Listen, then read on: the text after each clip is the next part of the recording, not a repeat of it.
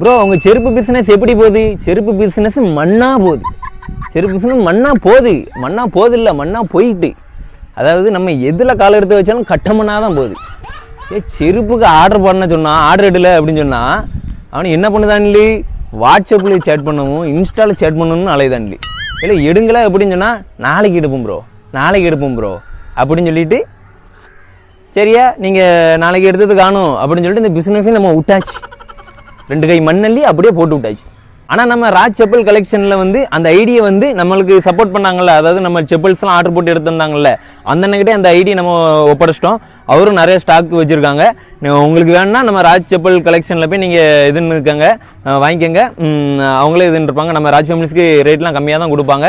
என்னடா ராஜி பிஸ்னஸ் இது ஸ்டார்ட் பண்ண இப்படி விட்டுட்டியே அப்படின்னு சொல்லி கேட்டிங்கன்னா, இந்த ஒரு திருப்பு இப்படி மண்ணெல்லி போயிட்டு இனிமேல் நம்ம எந்த பிஸ்னஸ் ஆரம்பித்தாலும் திறச்சி தொங்க விட்றாங்க.